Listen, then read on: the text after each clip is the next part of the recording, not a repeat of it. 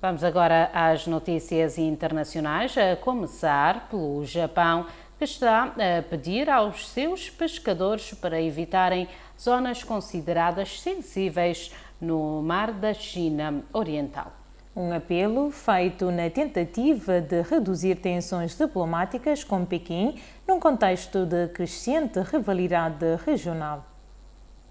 O governo japonês tem vindo a aconselhar discretamente pescadores a manterem-se afastados das ilhas de Senkaku, conhecidas na China como Diaoyu, para evitar um possível confronto com as autoridades chinesas. As ilhas, administradas por Tóquio, também reivindicadas por Pequim, são um dos principais focos de tensão diplomática entre as duas potências asiáticas. Segundo pescadores locais, os alertas começaram a ser feitos no final do ano passado, representando uma mudança significativa na postura japonesa que durante anos tolerou a presença de embarcações de pesca na zona como forma de reforçar a soberania do país sobre os ilhéus desabitados. A decisão surge num contexto de deteriorização das relações entre Japão e China, agravada por declarações recentes da primeira-ministra japonesa, Sani Takaichi, sobre um eventual conflito envolvendo Taiwan. Pequim reagiu às críticas, aumentando a pressão diplomática sobre Tóquio. As autoridades japonesas recusaram comentar diretamente os pedidos feitos aos pescadores,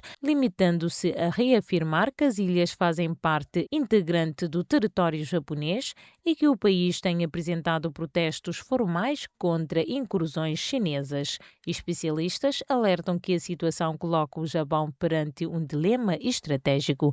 A presença de pescadores reforça as reivindicações territoriais, mas aumenta o risco de incidentes com a guarda costeira chinesa, enquanto a retirada pode abrir espaço para uma nova jornada.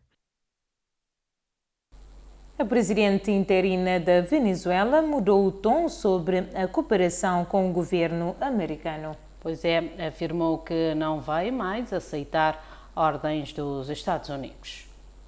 Em discurso a trabalhadores do setor petrolífero, a presidente interina, Delcy Rodrigues, afirmou que os Estados Unidos não podem dar ordens a políticos venezuelanos, mas que o país deve buscar relações comerciais com o governo americano para expandir a produção de petróleo e gás e atrair investimentos. Logo depois de Nicolás Maduro ser capturado, há mais de 20 dias, Delcy havia prometido cooperar com os Estados Unidos. O governo americano exige o rompimento imediato das relações econômicas com os maiores compradores do petróleo venezuelano. É o caso da China, que importa 80% do recurso natural da Venezuela. Além disso, os Estados Unidos querem a entrada de grandes petrolíferas americanas no país. O presidente Donald Trump conversou com o presidente Lula sobre a situação na Venezuela. Lula defendeu a paz e a estabilidade na região. Mais 104 presos políticos da Venezuela foram soltos, segundo uma organização não governamental. A libertação acontece um dia depois de Delcy Rodrigues afirmar que precisa de acordos com a oposição para alcançar a paz.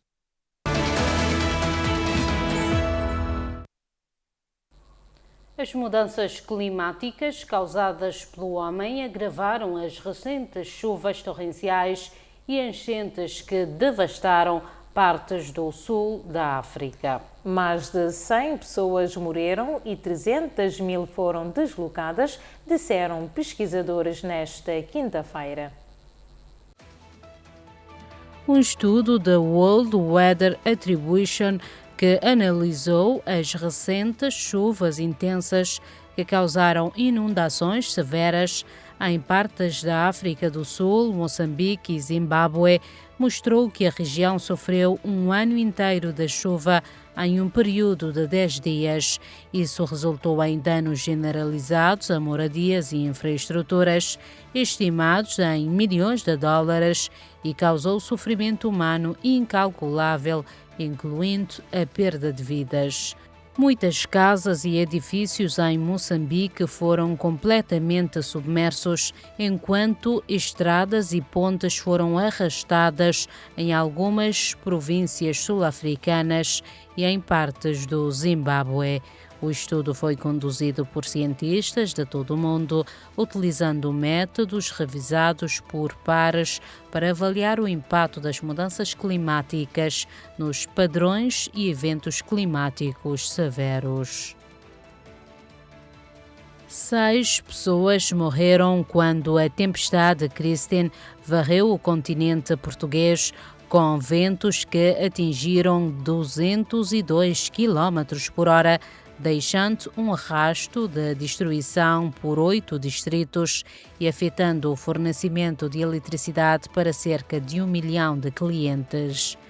3 pessoas morreram em Leiria, uma em Marinha Grande, uma em Silves e outra em Vila Franca, enquanto a tempestade entrava em Portugal pela região de Leiria na quarta-feira, antes de avançar para o interior. A Autoridade Nacional de Emergência e Proteção Civil registrou 5.400 incidentes até às 22 horas no horário local de quarta-feira.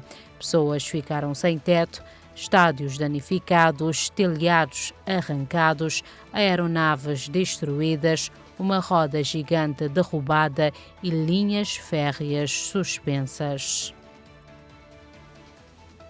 O chefe do exército do Irão, general Amir Hatami, prometeu uma resposta arrasadora a qualquer ataque dos Estados Unidos, apesar da ineficácia defensiva demonstrada por Teherão na Guerra dos 12 Dias em 2025.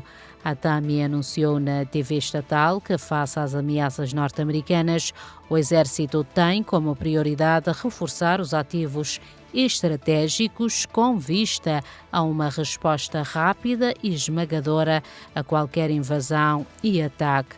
Sob as suas ordens, as unidades de combate receberam 1.000 drones estratégicos fabricados pelo Exército em cooperação com o Ministério da Defesa.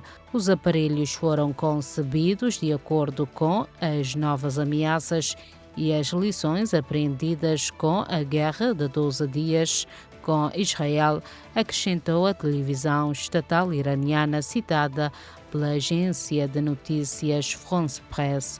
O Irão possui uma forte indústria de drones e mísseis.